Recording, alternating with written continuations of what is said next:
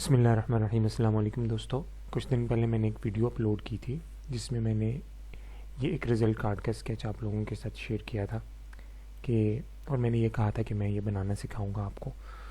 तो आज की इस वीडियो में मैं इसी पे बात करूंगा कि हम लोग ये रिज़ल्ट कार्ड कैसे बनाएंगे। उसके अंदर कुछ काम जो है वो मैंने किया है, वो मैं आपके साथ शेयर करता हूँ।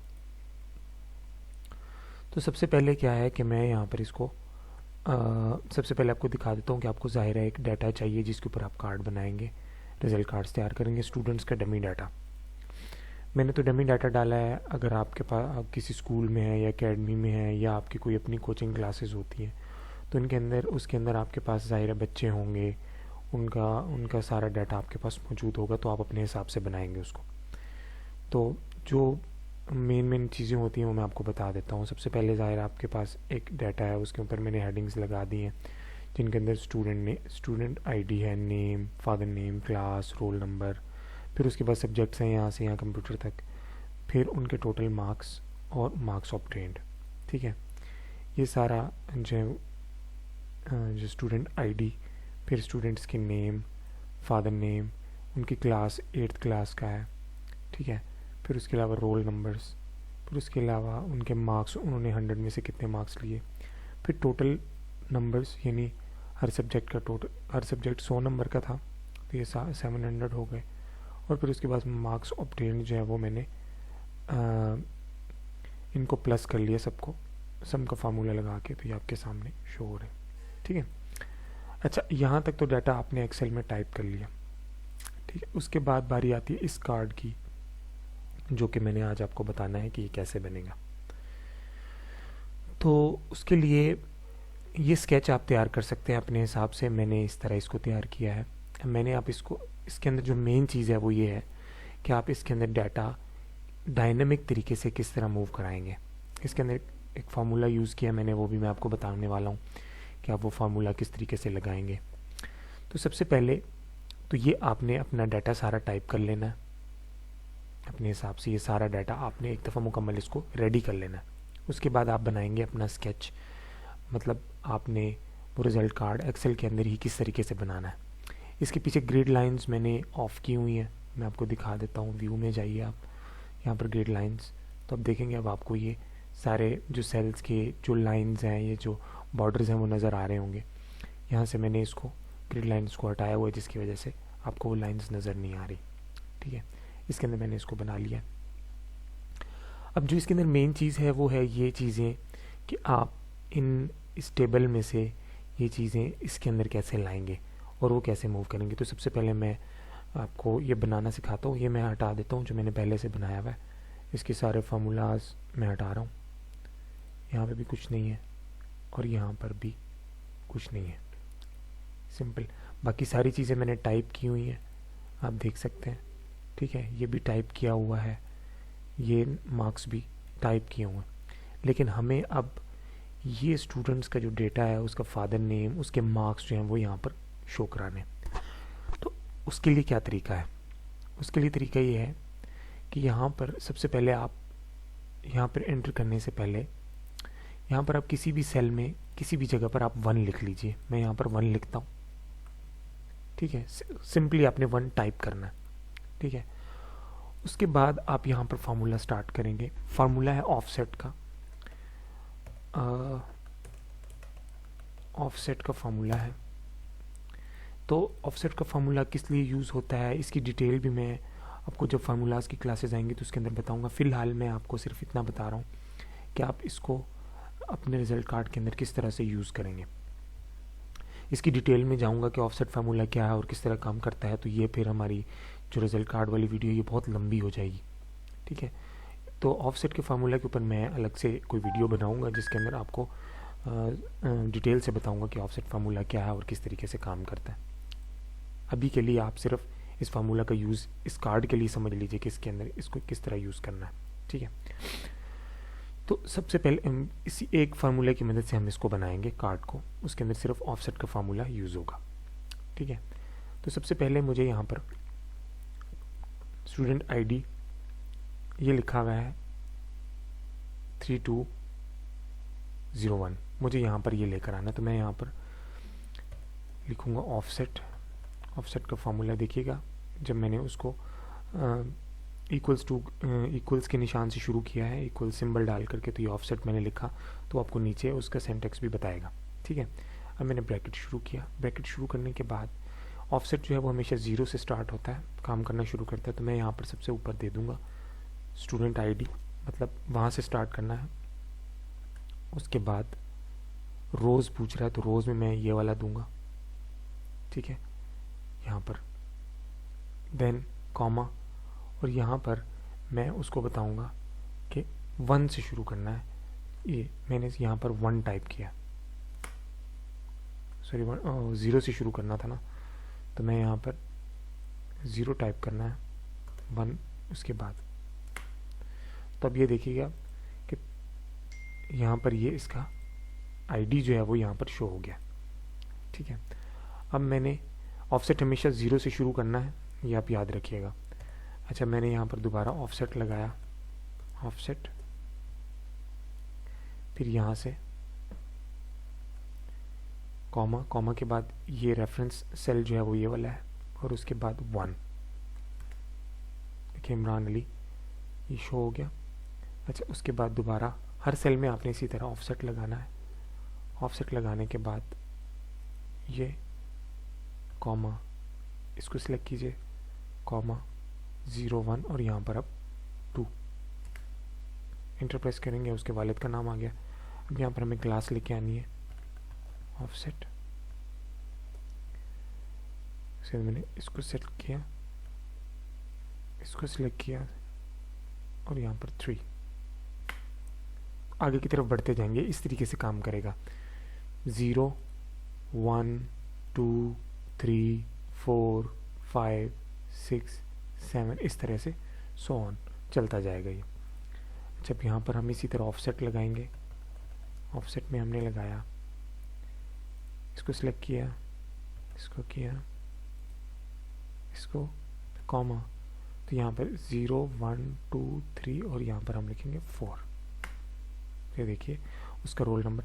अब यानी कि ये चीज़ें जो हैं यहाँ तक वो यहाँ पर शो हो गई, ठीक है।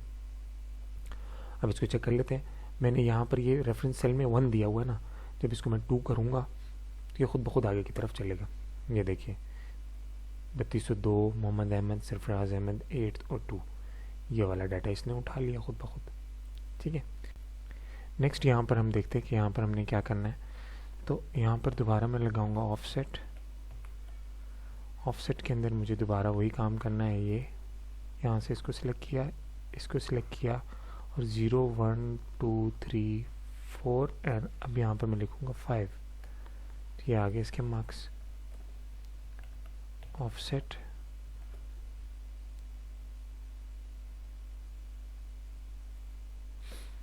यहाँ से इसको सिलेक्ट किया, फिर ये रेफरेंस सेल को सिलेक्ट किया, और फिर यहाँ पर 6, तो ये आ गए मार्क्स, ठीक है। इसी तरह मैं दोबारा ऑफसेट लगाऊंगा, इसको सिलेक्ट करूंगा, इसको सिलेक्ट करूंगा, एंड देन 7, ठीक है। इसी तरह ऑफसेट आपने हर एक सेल में अलग अलग लगा लेना है। इसको सिलेक्ट किया, इसको सिलेक्ट किया, एंड देन 8, सॉरी 8, फिर ऑफसेट लगाया। ऑफसेट लगाने के बाद इसको सिलेक्ट किया, सॉरी इसको नहीं, पहले इसको सिलेक्ट किया, फिर इसको सिलेक्ट किया, फिर यहाँ पर लिखा 9, ऑफसेट अगेन, इसको सिलेक्ट किया, इसको सिलेक्ट किया, फिर यहाँ पर 10, ऑफसेट,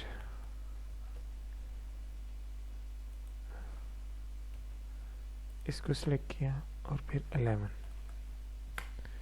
बस अब आपका ये सारा काम मुकम्मल हो गया है। बाकी नीचे जो क्लास ये सारा टाइप किया हुआ है, और नीचे ये लाइन भी खुद लगाई हुई है। तो और इसके अंदर कुछ ऐसी चीज़ नहीं है जो कि आप ना कर सकें, सब कुछ आप स्केच अपने हिसाब से बनाएंगे। जो मेन चीज़ें थी वो ये थी जो मैंने आपको बताई है, ठीक है। ऑफसेट का फार्मूला यूज़ किया है और मैंने आपको बताया कि किस तरीके से यूज़ किया है। तो यहाँ पर अगर आप सेल को क्लिक करेंगे तो यहाँ पर आपको ये ऊपर इसका फार्मूला शो हो जाएगा कि आपने इसके अंदर क्या फार्मूला लगाया हुआ है। तो बस अब हमने इसको चेक कर लेना कि ये काम कर रहा है या नहीं। हम यहाँ पर जो है वो इसको चेक कर लेते हैं। इसको मैं यहाँ से हटा देता हूँ।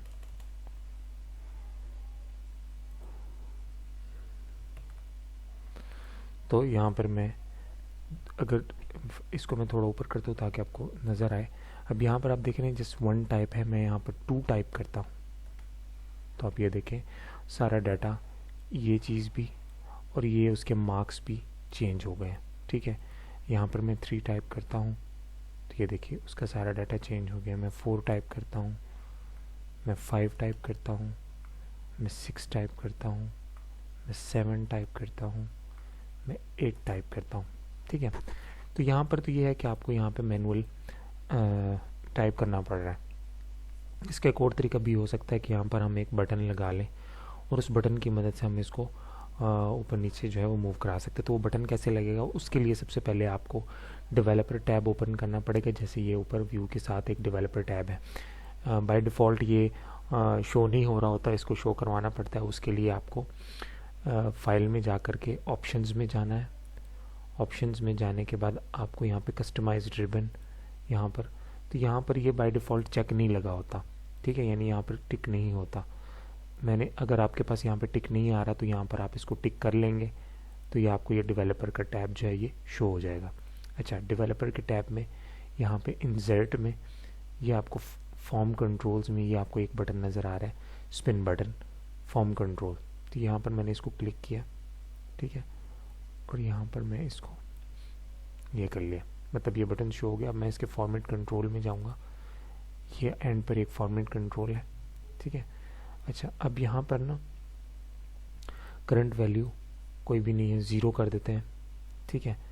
अच्छा, मिनिमम वैल्यू मतलब आपके पास मिनिमम वैल्यू 1, ठीक है, मतलब डाटा तो है ना हमारे पास, यहाँ पे मिनिमम वैल्यू में 1 दिया और मैक्सिमम वैल्यू हमारे पास एक शीट मतलब कितने बच्चों का रिजल्ट कार्ड बनाना। जैसे मेरे पास यहाँ पर 10 बच्चे हैं, ठीक है, तो मैं यहाँ पर मैक्सिमम वैल्यू में 10 लिख दूँगा। आपके पास 20 हैं, 25 हैं, 30 हैं, जितने बच्चे हैं आप उसके हिसाब से यहाँ पे सेलेक्ट कर लें। और फिर यहाँ पर सेल का लिंक देना है, तो सेल का लिंक में ये वाला सेल देना है जिसके अंदर हमने ये मैनुअली टाइप किया होगा, ठीक है। 3D शेड के ऊपर इसको क्लिक करके यानी इसको चेक करके और इसको ओके कर दें, बस काम हो गया आपका, ठीक है। अब जब मैं इसके ऊपर क्लिक करूँगा ये देखिए ये खुद ब खुद आगे की तरफ मूव करेगा। 3, 4, 5, 6, 7, 8, 9, 10, ठीक है। इसी तरह हम वापस आते हैं, 9, 8, 7, 6, 5, मतलब इस तरह आप आगे पीछे करके इसको देख सकते हैं, ठीक है। ये हमारा एक बटन लग गया यहाँ, इसकी मदद से आपका काम हो रहा है, यानी आपको यहाँ इस सेल में जाकर के मैनुअली टाइप नहीं करना पड़ेगा, बस आप यहाँ से इसको देख सकते हैं, ठीक है। अब इसके अलावा और भी बहुत चीज़ें इसके साथ चार्ट्स इंसर्ट किए जा सकते हैं, जिसके अंदर जैसे मैं आपको दिखाता हूँ इंसर्ट में अगर आप जाएँ तो यहाँ पर ये वाले जो चार्ट्स हैं, आप ये वाले चार्ट्स कैसे लगाएंगे इसके ऊपर, ठीक है।